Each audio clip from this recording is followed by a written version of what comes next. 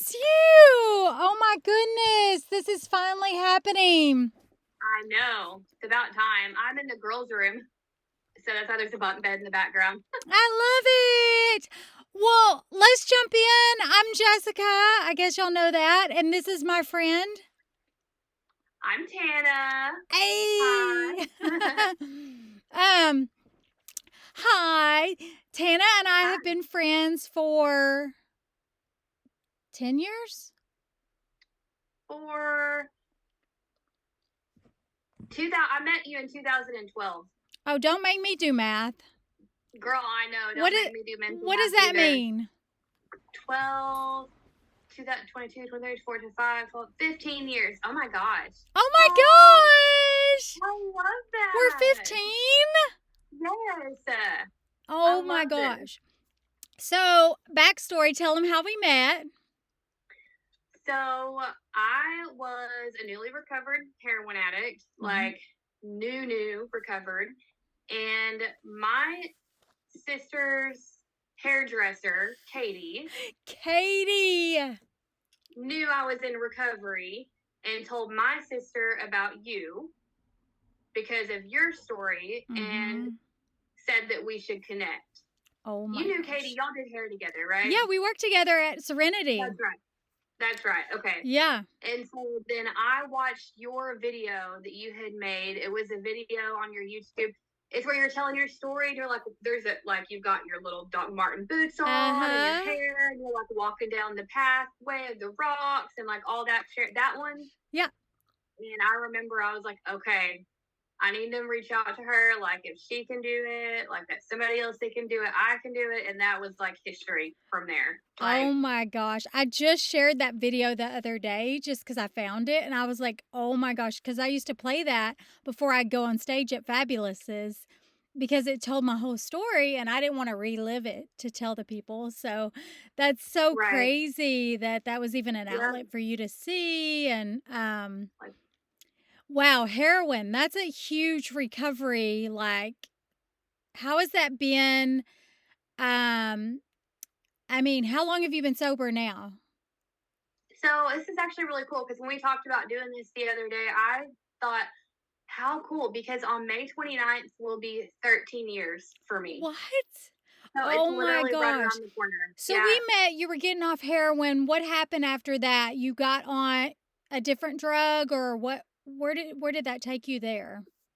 So yeah, this is something, I think this is a good like question or starting point, because one thing I like was talking about this, I always tell people, like, remember, recovery is like not linear, because you get this idea in your head like, oh well, they did it and so I need to, like, it needs to be a straight line, right? Like, I'm an awful person if I mess up. I screwed up a lot after that. So stayed, got clean off the heroin and was still partying all the time. Yeah. Sleeping around, drinking, smoking weed, Mm. um, taking whatever I could get my hands on still. But in my mind, I was like, oh, I'm not on heroin. Like, I'm good, right? Like, Yeah. you always think because the bottom is not that bottom Mm. that you're fine. And Mm. so I lived with, there was a guy that helped me get clean, lived with him, but then I left him because I was like, oh, I just need to like be on my own. But really, I just went out and like partied more and bounced house to house and ended up at a friend's house and ended up on meth Mm. about maybe like 7 or 8 months after that. But I wasn't like actively doing it, right? It was like I got too drunk one night. And so then I came home and I was like, didn't want to be that drunk, and happened to walk in on my roommates Mm. using meth. And I'm like, oh my gosh, like, let me have some of that. Yeah. And then it was just like, I was just back in it in a different way all over again for In a that while. addiction, right? Yeah. And the thing is I did meth in high school. You know, like the Okay. first time I tried meth, I was a senior in high school. So I Mm. started smoking pot at 16 and doing mushrooms, just taking whatever I, trying to cope with like pain, right? Trauma, Mm. pain. And did meth and coke my senior year of high school. Wow. And had an abusive boyfriend that got me hooked on it, and got out of that and swore I'd never do it again. Mm. But there I was again, doing it Circumstances, yeah. again. And so yeah, I got hooked on that for, oh my gosh, almost a year, I feel like, Mm. where I just was, girl, I don't know how I didn't die. I always look back at that because I'm like, oh, I wasn't on heroin, right? Like, oh, I'm clean from heroin. But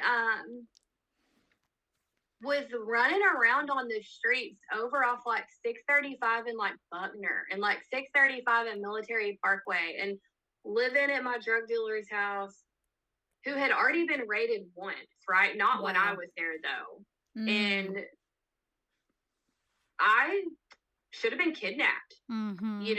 Like I was a little white girl running around in the hood, walking the streets at 3 a.m., going up to the 7-Eleven, high, Just crazy somehow town, right? Like, just like crazy. we have anxiety to go to Walmart now and just think of all the I stuff know. that we used to do, and it's like, man, I'm trying to get my eating right, and it's like, oh my gosh, I could do meth all that time and I felt fine, like, and now I can Yeah, eat gluten and feel like a horrible person. I'm like, what in the world? But it's just so crazy how you're just numb to the fact of that lifestyle. Like, right, you have no fear at all, and I think it's probably a deep a feeling of like, "Oh, I don't care if I die." Like, it's a yeah, fearlessness of like, "Well, I don't really care if I live or die, so I'm just gonna do whatever." right. And in my mind, I was so broken and hurting Mm, inside. And see, nobody ever taught me like you have trauma and you deal with trauma and pain, right? mm, Growing up. But no one ever talked to me about mental health or like yeah. what What those led you things to were it? like. So Mhm, I never had the language to understand like what was going on. So mm, I was chasing a feeling of feeling good because I always felt so bad and mm, lonely and codependent. And so for me, it was like I didn't care if I died because at that time I was just wanting to feel anything better than what I felt, in the sober moments. And so it mm. was like it's hard to you're like there's no logical reasoning happening, No, for right? It's like, sure. oh, the fight or flight is happening and I'm Mhm. flight on another level though. Like Flying high, real high. flying away. Now I can't take a vitamin without thinking I might choke on it, right? Like, oh my gosh, my vitamin's too big. I'm afraid I might choke. Get the choking device out. Drug addicts turn to, I can't take a vitamin or eat gluten or eat anything that upsets my stomach. Yeah, exactly. Um, So yeah. so what was your turning point in that journey of recovery? You know, you've recovered once, your time to what was your bottom with meth? So I was almost homeless, Okay. right? Like I had lived with so when I got off heroin, I had already exhausted all my living options there. And Mm, then lived with my friends, when we were on meth. And then we actually, like our apartment, none of us were paying rent, of course. So we got evicted. We continued to live in our apartment for months after being evicted. Like our electricity was cut off. We illegally hooked up the electricity. I oh mean, it my was like gosh, straight at meth that point addicts. of like, I don't know how, like we were there for as long as we were there. What, baby? Okay, can you give me a few minutes? Oh. What do you need? Okay, here. You want to say hi? Say hi. Say Come hi say to hi Jessica. to Hi, Hi. Give me baby. what's your finger real quick, okay? So mommy can keep going. Oh, best part of the video. I know she's the cutest. I Oh, love you. Thank you. So anyway, I love her so much. I love it. Um I love seeing you be a mom. I love it. It's my girls. So that, yeah, anyway, we moved out of there, moved in with my mom, and then I exhausted that option of going back living with the dealer. Mhm. And technically I wasn't even living with the dealer. Like, they don't care about you, Right, right? right. And I realized really quickly, like, I need to get this together. Like, I'm gonna literally be homeless in the hood if I don't Mm, get it together. right. And I actually had tried to go back to rehab during that time and left, right? Like Mm, detoxing from meth. Like, I left and went and got high again. And so I, at that point, realized, okay, it's time to get it together. And I moved to Arkansas. Like, my friend, my best mm. friend, still to this day, one of my best friends, bought me a bus ticket to come and live with her in Arkansas, right? Oh, like, I'm going to move and I'm going to get clean, that whole story. And run from my problems, and that's going to solve Yeah. everything. And so left and took the bus ride to Arkansas, still high, still had meth on me, like, Mm, rode that train to the very end. Um, our bus got searched. I don't know how I didn't go to jail on the way there because they pulled the bus over and searched with a drug dog, but it was all the luggage in the bottom. It wasn't anybody on the bus. And so I'm telling you, like, gosh. I, Tanna, yeah, oh my gosh. I, like, if that wasn't God telling me all the time, like, you're so Like, get your lucky. crap together. Yes. Made it to Arkansas and still, like, I was doing okay, but then, and like, I had kind of gotten a job, but was just maybe a couple weeks clean. And then I met a guy again, Mm, and he was also using. And so I started hanging out with him, using with him. He let me drive his truck or like run things, right? So mhm, I felt like I was in free again and, oh, everything's fine. That went on for months until I met Audie. And then mm, at that point we were using, and I things got so bad, like we were fighting so much that it ended up with me on my knees. I'll never forget this. We were in the apartment that we lived in, and I ended up on my knees, like, was just so tired of fighting, and him, oh, you're out, the paranoia that comes from meth, right? mhm. Like, him always being so paranoid about what I was doing and accusing me of things. Your face is green, and I don't know why. Um, It's not on my end. oh, good. As long as it's not on your end. So I got on my knees and I just begged God, like, Lord, please. Mm, My dad was in prison at the time, and I would literally beg God of, like, even if my dad was to walk in here and save me and pull me out of this situation right now, like, I wouldn't care, right? And I begged God, like, please, God, like, if you get me out of this, like, I will never go back. Like, mm, I promise you, I will never go back. And I remember Audie laughing at me because I had the Bible on the couch and I was on my knees in the living room floor, and I remember him laughing at me because we were so high right. while this was happening.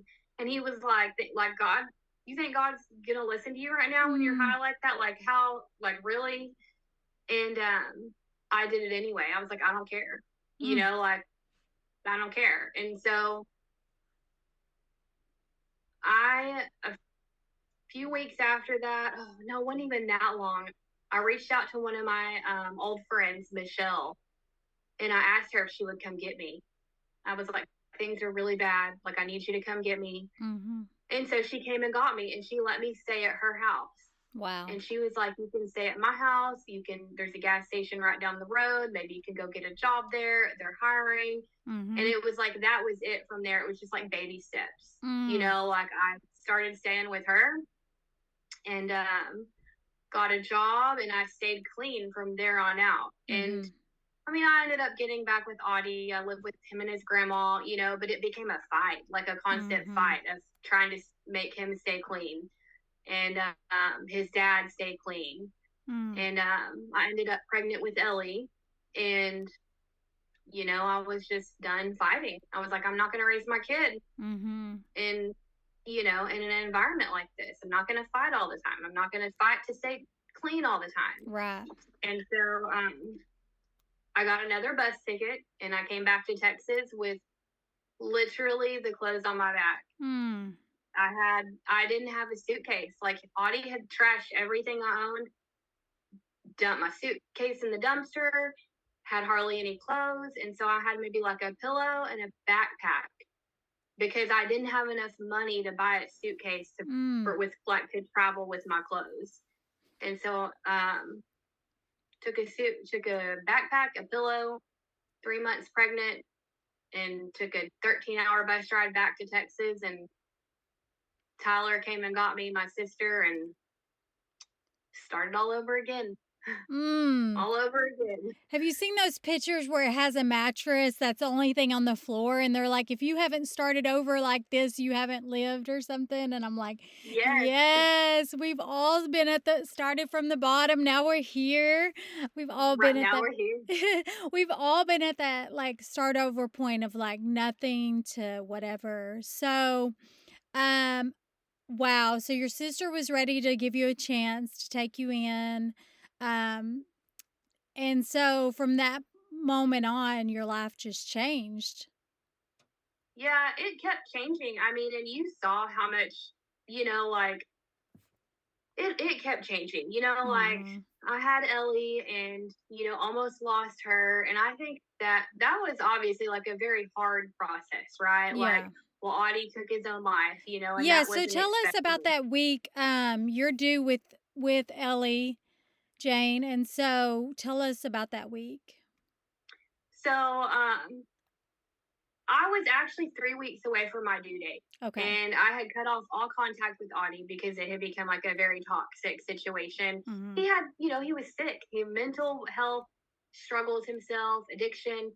Mhm. And, I think he really tried to fight for that. But at the same time, like, it was kind of one of those same situations, like, not a lot of support, right? Mhm. And so it became a very toxic situation for me where I was getting phone calls late at night. Like it was just causing me stress being pregnant with Ellie. So Mhm. I cut off all contact for months before. And then about 3 weeks before my due date, I was like, okay, like it's getting time. I probably need to let him know, like just in case he wants to like be here. Mm. And then it was literally that same weekend I had that thought. It was Labor Day weekend of 2014. And I was on my way to work, and when I got to work, I got a phone call from his grandma that he had hung himself. And so, I feel like I remember that day like it was yesterday. yeah, it was very like I still will always remember that, because it's like you carry that guilt, right? You're like Mhm. people blamed. I know people blame me for it. Nobody ever said it outright, but I lost friends in that process, and that's okay. Like Yeah. so, I had my follow up doctor's appointment. It was like within that same week, right? Like later on that week, I Mhm. had my 37-week appointment. And I had already been struggling with like prenatal depression a little bit Mhm. and anxiety and all that and just like I'm newly like within like the first year or so sober mom, Right. like first time mom. And so she told me, "Okay, well we're going to induce you. We're going to induce you um I feel like it was within the next 24 hours they were planning on inducing me, or Mhm.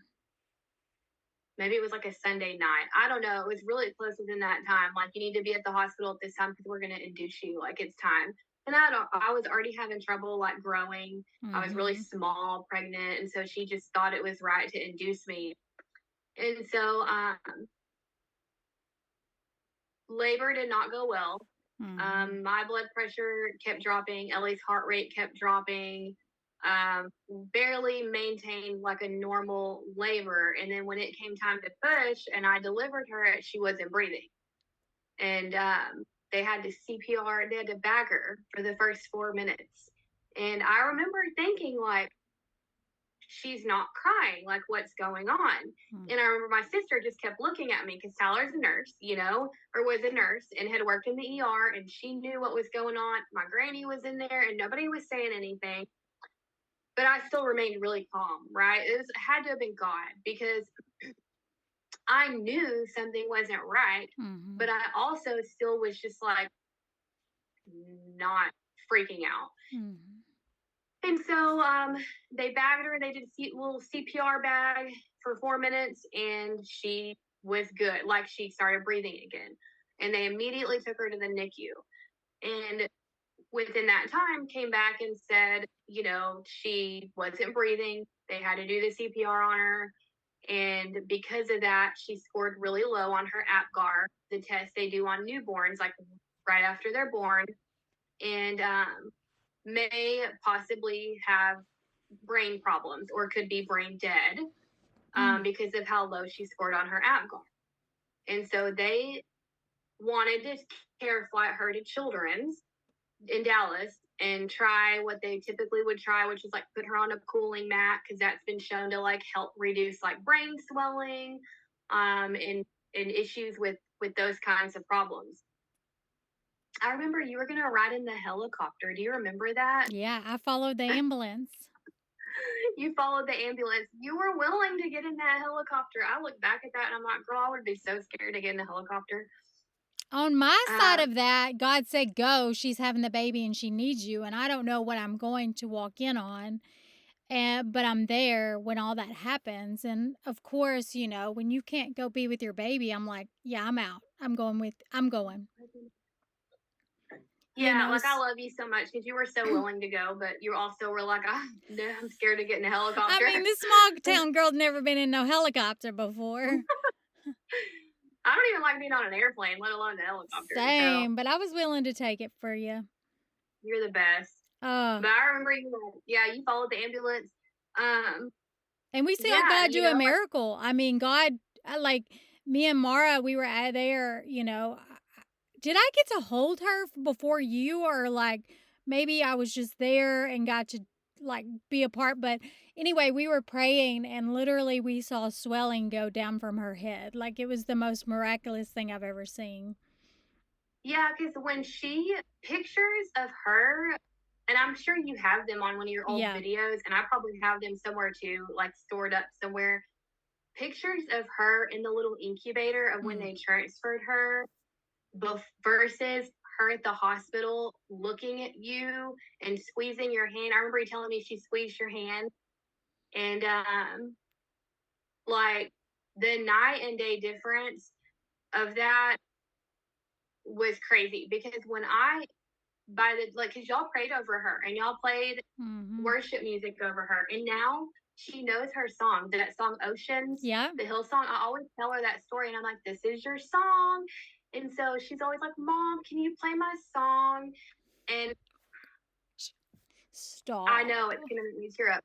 Oh, She just loves that song because she knows. And so how old is she now? she's 10. She's 10 and healthy She's and 10. smart, amazing girl. Healthy, smart, amazing, just you would never think, like quick and just so smart and funny. Wow. um, so yeah, she from the time they transported her and then when they got her to Children's, they did all that same test again, right? Like did that APGAR test Mm-hmm. again and scored completely normal on her APGAR when she was there. I mean, they started seeing improvement, like Mm. pretty quickly. And so of course they kept her there for like monitoring and stuff for a couple weeks, but it was just like night and day. By the time I got there, her swelling in her head had went down. I mean, like just Mm. was teeny tiny little newborn, like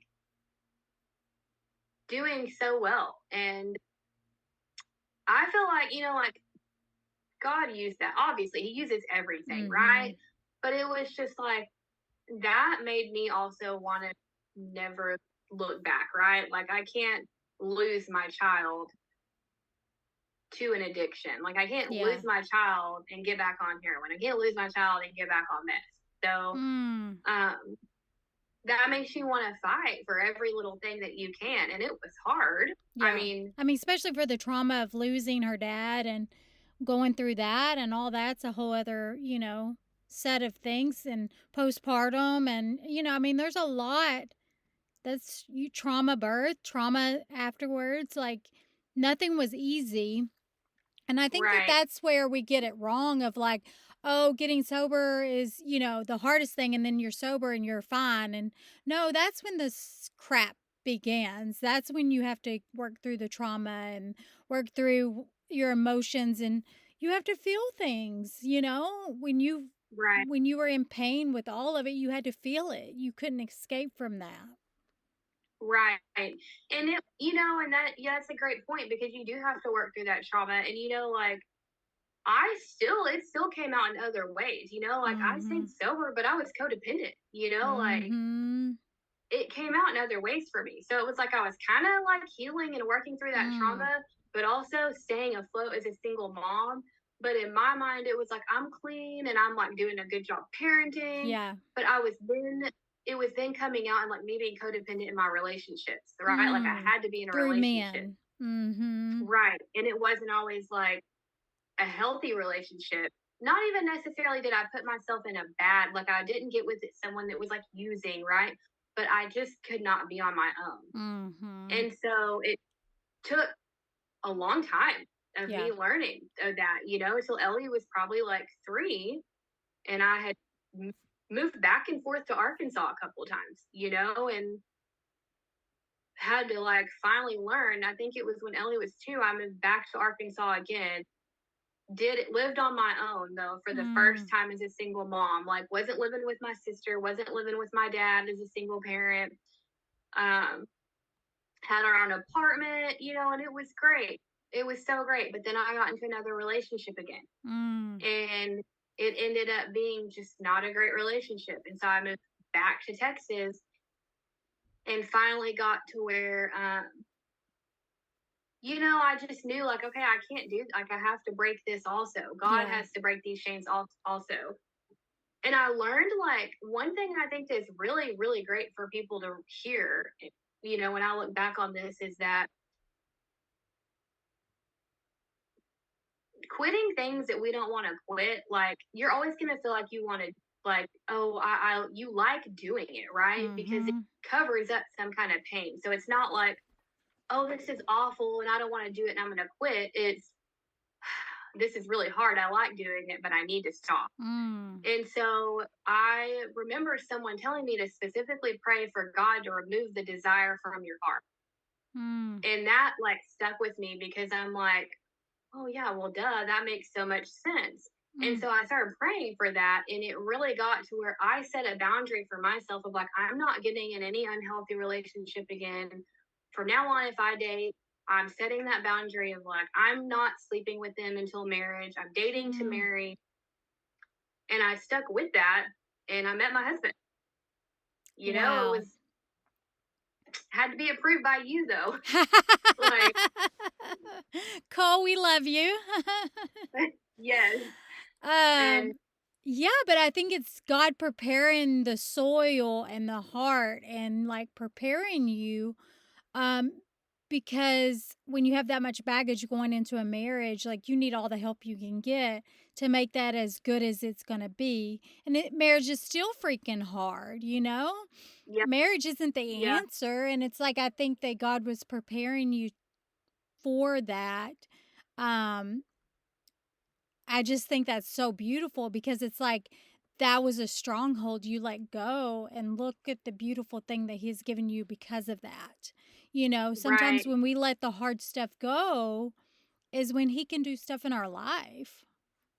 Right. Yep. And it's true. And I let the hard stuff go. And it's still, you're right. Like marriage is hard, right? And I still Yeah. had baggage. We all do, right? We're all working through it. But, I'm very grateful because when I let those things go, Mm. God truly was like, if you let this go, like I have something better for you. Mm. You just don't know it. It's like that picture And of the big teddy bear and the little teddy bear, and Jesus has the big one behind. And he's like, he wants to give it to us. We just have right, to let it go. Let our own surrender. We just have to surrender. right. Exactly. And that's exactly how I feel. I always think of that picture too. And I think of that. It's my And favorite. Cole is my best friend too. I love him so much. And Mm. and this is like I think though it is so important of like looking at all of this. It's so important to still heal from like your trauma because Mm. we have a really strong marriage and I'm thankful for that. But it still came to a point where like within our marriage, certain things after I had Eden and I was like dealing with postpartum, certain things triggered Mm. past trauma for me. And I ended up in a very unhealthy mindset. And I ended up struggling with anxiety again and just like really, it was hurting our marriage. And I remember like I was in, like in a pretty dark spot there for a little Mhm. bit. It was affecting everything in my, Mm. and it was right before we moved to New Mexico, and I did not want to go to New Mexico. I was like, I want to be close to my family. And I remember like God just telling me like, let your husband lead. You need Mm. to let your husband lead. Don't forget the promises I have, like, his promises still remain the same to me. Mm. And so I let Cole lead us. And I'm like, all right, like, I'm going to forget the promises from God. We ended up, just my dad calling me. Hold on. Okay. We ended up moving to New Mexico, and that really ended up being such a strong healing season for me. Like, Mm. girl, can I just say for a minute, like, free health insurance. Like it was great. I did therapy, counseling for free. Mm. Um, the Which mountains every were so marriage healing. person should. Every marriage person should be in counseling, co-counseling, single counseling, like Yep. Yep. We had to do marriage counseling like we did. I And it love that. was helpful. Like it was great. You're never going to Like be we mad needed about it. that. Like you're never going to be like, "Oh, I shouldn't have done that." No, no, because it's really easy. Like we all think we're right all the time, I like, mean, for sure. yeah. And there were things I learned in myself, that we all learn about ourselves that was just were not healthy things that I'm doing. Mhm. And things that you think are okay to do and ways that you think it's okay to act whenever you're in disagreement with your Yeah. significant other. And it's spilling over into my parenting and it's like spilling over onto my kids. And, um, Mm. it was such a healing season. And I lived like, and just being in the mountains. And I just look back and I think, okay, like I fought so hard to not come here, but then I'm glad that I did Wow. because it's like just peeling off those layers of like, Mhm. if I hadn't healed that trauma, like I would not have a restored relationship with my parents now. I would Mm. not be able to cope with the anxiety that I used to have, or would not Mm. be like on this side of mental health and feel like, okay, like I'm good. Like I feel like I really am good, and I just feel grateful for that. Mm. Well, our time's running out and It's just Zoom will cut us off, which makes me so sad. I feel like we could have like 2 more hours. What do you want the I know. people to take home with them that are listening to your I mean, you have said so many nuggets that are so good, but what would you give people that are maybe where you were or maybe where you are, you know, when you were struggling? I think first and foremost is like not doubting God, and like how big he is and how Mm. much he really loves you because it's really easy to feel like dirty and unloved whenever you're in the middle of something like that. Um, don't let the enemy make you think like that you are not worthy because I've always felt like I don't belong here. I'm on the outside looking in, right? I'm the outsider. I'm the weird girl. Don't let the enemy make you feel like that because God really is gonna like bring you out of it. And there's just, it sounds so little, but it really is so big. And I think that played the biggest part for me, but also it's not linear. Like your journey is not linear. Mine was like this for a long time. And I Mm. made you mad. I made everybody else mad in my little up and down thing. Wanted to But spank you. I know, right? But you just gotta keep fighting and keep going Yeah. and don't give up. I mean, because you're gonna get there. God will get you there. Even if you screw up, if you lean into him, he's gonna get you there and use it for good. And just keep fighting and working to heal yourself, like mental health plays a huge aspect in it too. So Yeah. even whenever you're sober, heal your mental health because otherwise that little bitty thing that you got tucked down in there that you don't want to worry about will eventually come peeking up at you Oh. the moment the enemy can use it at you. Yeah, I tell But everybody, once you get pushed, it's like a volcano erupts. Like, we think we're keeping it all pretty and packed into our little box, but as soon as we feel pressure, it's like, "Oh my gosh, the volcano erupts." But that's not yeah, even a bad thing, though. I think it if you what you don't deal with, you will deal with. You yeah, know, like yep, and we're it will happen, and so sometimes it's sooner or good because it later. has to happen. Yeah. But I think too, it just I don't know. I see people too in recovery or like needing to recover all the time, and so I think it's just like it can feel really hard to fight for that. And so I just want people to remember to like don't quit fighting for it. Like Mhm. you're gonna if you mess up, you're gonna mess up, but you have to keep trying. Like Mm. there is a light at the end of the tunnel. Yes, there is. And it's so beautiful to see your light for sure. And now you're helping other people. You're meeting them in coffee shops and talking to people and sharing your story. And just your wisdom is so valuable to everyone. Um, I'm just so proud of you and who you are and your marriage and your kids. I think it's pretty awesome. I love you. Thank you. I'm I proud of love you you. too. Thank y'all for watching, and we'll talk to you later. And I'll text you, Tanna. Love Okay. ya. Love you. Bye. Bye.